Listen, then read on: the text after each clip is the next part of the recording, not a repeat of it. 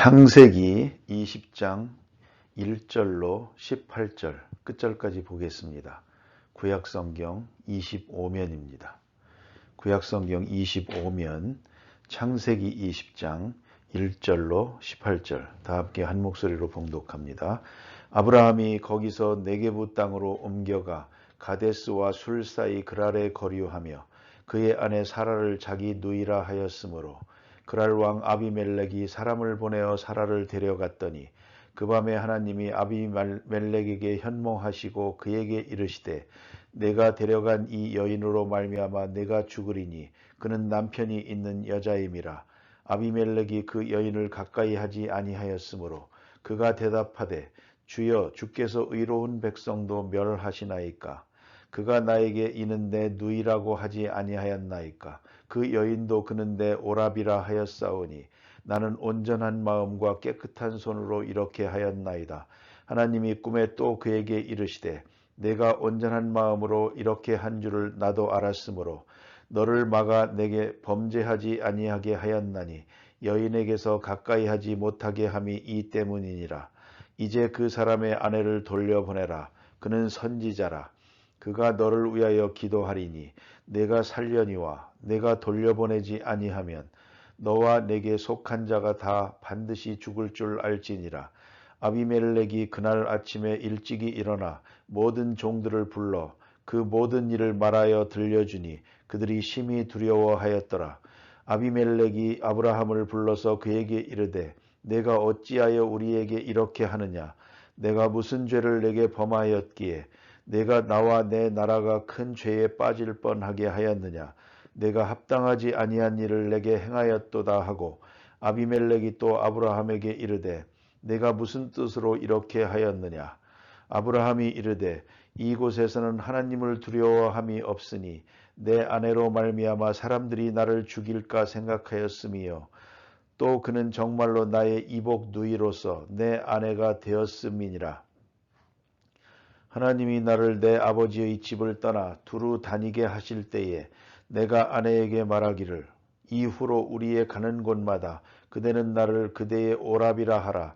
이것이 그대가 내게 베풀 은혜라 하였었노라. 아비멜렉이 양과 소와 종들을 이끌어 아브라함에게 주고 그의 아내 사라도 그에게 돌려보내고 아브라함에게 이르되 내 땅이 내 앞에 있으니 내가 보기에 좋은 데로 거주하라 하고 사라에게 이르되 내가 은 1000개를 내 오라비에게 주어서 그것으로 너와 함께한 여러 사람 앞에서 내 수치를 가리게 하였느니 내 일이 다 해결되었느니라. 아브라함이 하나님께 기도하매 하나님이 아비멜렉과 그의 아내와 여종을 치료하사 출산하게 하셨으니 여호와께서 이왕에 아브라함의 아내 사라의 일로 아비멜렉의 집의 모든 태를 닫으셨음이더라. 아멘. 오늘 본문 가운데 아브라함이 겪은 하나의 실수와 그 문제에 대한 해결 이런 것들이 기록되어 있지만 본문을 자세히 깊이 읽어보면 이것이야말로 소중한 하나님이 우리에게 주신 은혜예요. 그 은혜의 성격이 어떠한 것이며 조금 더 나아가서는 복음적인 귀한 의미가 있습니다. 하나님께서는 아브라함에게 분명히 말씀하셨습니다. 너는 복의 근원이 되리라 그랬습니다. 어디를 가든지 나는 너와 함께 할 것이다. 너는 복의 근원이 되리라. 복의 근원이란 이런 것입니다. 그가 있는 곳에 복이 있습니다. 어딜 가나 그가 만나는 사람들이 복을 받습니다. 또 어디 가든지 하나님께서 그를 보호하실 뿐더러 그에게 복을 비는 자에게 하나님은 복을 주십니다. 다시 말하면 그를 선하게 영접하는 자에게 하나님께서 복을 주십니다. 그를 해하려고 하는 자에게는 하나님께서 저주를 내리십니다. 이게 복의 근원입니다. 여러분, 세상을 살아가면서 복의 근원이 어디 있는가를 알아야 합니다. 복된 자를 영접하면 오늘 본문에도 선지자라 그랬습니다. 선지자를 영접하면 선지자의 복을 받습니다. 반대로 선지자를 이 하나님의 사람을 해하려고 들면 하나님께서 내게 저주를 내리십니다. 그걸 잊지 말아야 합니다. 복의 근원입니다. 우리 자신들도 복의 근원임을 잊지 말아야 합니다. 어디 가서 머물든지 내가 그 가정에 있으면 가정이 복되고 내가 하는 일이 있으면 그 일이 형통하고 또 나를 선대하는 자에게 하나님께서 복을 주십니다. 그래서 여러분 주변을 가만히 보십시오. 여러분이 직장에 있든지 어디 있든지 내 주변에 되어지는 일들이 다 잘 되면 내가 복의 근원이 된 것입니다. 그래서 완악하던 사람이 온순해지고 잘못된 길로 가는 사람도 착해지고 또 한 사람 한 사람 그리스도에게 돌아오고 이렇게 됩니다. 결정적으로 말하면 내 주변에서 자꾸 예수 믿는 사람이 생기고 내가 직접 복을 못 받아도 괜찮습니다. 주변에 있는 사람들에게 여러 면으로 가정적으로 물질적으로 모든 면에서 복받는 것을 보게 되면 그게 내가 복의 근원이 된 것입니다. 이게 복의 근원입니다. 꼭 잊지 말아야 합니다. 그래서 우리 주변에 되어지는 일은 나만 생각하지 말고 주변에 되어지는 일이 다 내가 복의 근원됨을 증거해 준다는 것을 알아야 하겠습니다. 그러면 오늘 본문에 보면 아브라함이 또 실수를 합니다. 이것은 어디까지나 아브라함이 인간적으로 세상을 두려워했기 때문입니다. 오늘 본문에도 그렇듯이 주변 사람들이 전부 하나님을 모르는데 하나님 무서워하지 않는 사람들이 무슨 짓이라도 하는데 저 악한 사람들 틈에 살면서 내가 어떻게 해야 내가 살아남을 수 있을까? 자기 아내를 보니까 예쁩니다. 저 여자 때문에 언젠가 내가 죽을 것이다. 아내에게 하는 말을 보십시오. 이것이 당신이 나에게 베풀 수 있는 마지막 은혜요. 은혜라고 했습니다. 13절에 보니까 그대가 내게 베풀 은혜라 하였노라.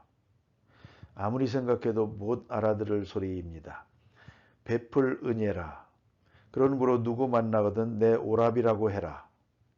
그래야 내가 죽지 않을 거다. 만일에 내가 남편이라고 말하면 내가 당신 때문에 죽을 거다. 그럼 또 이게 뭡니까? 오빠라고 하게 되면 반대로 자기는 살는지 몰라도 아내는 빼앗기는 것입니다. 어쨌든 그는 임시적으로 결과가 어떻게 될까 다 생각 못한 것입니다. 그저 순간순간 이런 생각이 드는 것입니다. 편법을 취해서 죽음을 면하려고 사람이 죽음을 두려워하게 되면 그런 거짓 지혜가 발동합니다. 살 생각을 할 것이 아닙니다. 한 번 더 생각해 보면 이것이 결과적으로 어떻게 되느냐. 자기 마누라는 빼앗겨서 다른 나라 왕의 첩이 될 것이고 자기는 호라비가 될 것입니다. 이건 또 뭡니까? 전혀 생각하지 못한 것입니다. 어쨌든 사람은 두려워할 때 근심, 걱정, 공포에 쫓기게 되면 이런 거짓 지혜가 발동하는데 이건 어디까지나 임시적이고 순간적이지 근본적인 해결은 되지 못합니다. 아브라함이 이래서 아비멜렉 왕 앞에서 또 실수를 하게 됩니다. 그래서 그 사람이 누구요? 내 누이입니다. 이렇게 되었단 말입니다. 특별히 이게 문제가 된 것은 소위 그런 말이 있지 않습니까? 이방 사람의 아름다움에 특별한 취미가 있는 것입니다. 이국적이라는 말입니다. 한국 사람들은 한국 사람의 얼굴에 모양이 있습니다. 되게 둥글둥글하게 생기고 눈이 크지 않습니다. 눈이 크면 순종이 아닙니다. 원래 우랄 알타이어족은 광대뼈가 나오고 넓고 그렇습니다. 그게 바로 한국 사람의 특징인데 그렇지 않은 경우가 있습니다. 소위 이국적이라는 것입니다. 이 이국적이라는 것이 두드러지고 매력이 있어 보입니다. 그것처럼 아브라함의 가족들이 다른 나라에 갔을 때 자기 나라 사람들하고는 다릅니다. 두드러집니다. 원래 아름다움이란 상대적인 거니까 두드러지니까 거기에 매력을 빨리 느끼게 됩니다. 왕이 예쁜 여자 있다고 소문나니까 불러오라고 해서 너는 누구냐? 오빠고 누이입니다. 그러면 이제부터 내 첩이 되라. 그래서 아비멜렉이 사라를 취하게 되는데 그러나 가까이 할 수가 없었습니다. 하나님께서 막았기 때문입니다. 그리고 꿈에 현몽해서 저 사람은 남의 아내다. 저 사람 건드리면 너는 죽을 것이다. 그때 일어나서 물어봅니다. 어떻게 이렇게 됐느냐고요. 나는 잘못이 없는데. 그걸 알고 아비멜렉이 사라와 아브라함을 선대하게 됩니다. 하나님이 보호하시는 걸 알았기 때문에 선대해서 여기 살라고 땅도 내주고 마지막엔 은 1000개를 주었습니다. 이것을 증거로 삼아서 나는 잘못이 없다. 후대한다. 이렇게 해서 하나님께서 아비멜렉의 집에 많은 복을 주었습니다. 이게 복의 근원입니다. 자, 이제 가만히 오늘 본문을 보십시다. 실수는 아브라함이 했습니다. 그 실수한 이유는 불신앙입니다. 하나님이 나를 보호하시고 하나님이 나와 함께 하신다는 생각에 그 생각에 대한 잠깐 의심이 생기는 것입니다. 현실적으로 하나님이 어떻게 나를 보호하시나, 무방비 상태로 남의 나라에 들어갈 때 어떤 결과가 올지 몰라서 걱정한 나머지 이런 실수를 했다는 것입니다. 깊이 생각을 해야 합니다. 우리가 잠깐 세상 근심에 매이고 어떤 문제로 인해서 두려워하게 되면 여러 편법을 쓰게 됩니다. 이런 잘못을 범하게 된다는 말입니다. 그런데 문제는 여기 있습니다. 그 다음에 사람은 이렇게 불신앙에 의해서 실수하는데 이 실수가 자기만 실수하게 되는 것이 아닙니다. 오늘 본문 9절에 이렇게 말합니다. 내가 나와 내 나라가 큰 죄에 빠질 뻔하게 하였느냐. 아비멜렉의 말입니다. 한 사람의 불신앙으로 실수하게 될 때 한 사람 실수에 머무는 게 아니고 이로 인하여 다른 사람도 범죄하게 만듭니다. 아브라함 한 사람의 잘못된 실수로 인해서 아비멜렉이 큰 죄를 지을 뻔했습니다. 그런 거로 한 사람의 실수나 죄가 그 사람에게 머무는 것이 아니고 다른 사람까지 죄에 빠뜨린다는 말입니다. 죄 짓게 만듭니다. 이게 얼마나 무섭습니까? 오늘도 그렇습니다. 한 사람 잘못함으로 인해서 얼마나 많은 사람이 죄에 빠집니까? 온 민족이 죄에 빠집니다. 온 나라가 죄에 빠집니다. 한 사람의 실수가 얼마나 큽니까? 여러분 가정에서도 보면 나 하나가 잘못돼서 얼마나 많은 사람이 실수하고 실족하게 됩니까? 이걸 잊지 말아야 됩니다. 전부가 그 영향권에 있는 것입니다. 그래서 오늘 아비멜렉에 참 귀한 말씀을 합니다. 내가 나와 내 나라를 죄에 빠지게 할 뻔했다. 너의 실수가 너 자신에게만 아니고 우리 모두로서 실수가 될 뻔했다. 하나님께서 이걸 막아주셨습니다. 아브라함의 잘못이 여기에 있는 것입니다. 하나님이 아브라함과 함께 하신다는 것을 아브라함이 꼭 믿어야 하고 그 믿음과 함께 주변 환경도 하나님이 보호하시고 세상도 역사도 하나님이 주관하신다는 것을 믿었어야 합니다. 하나님이 자기 생활에만 같이 하신다는 것을 알았지 주변 모든 사람들과도 함께 한다는 것을 몰랐습니다. 오늘 본문에 보니까 그럽니다.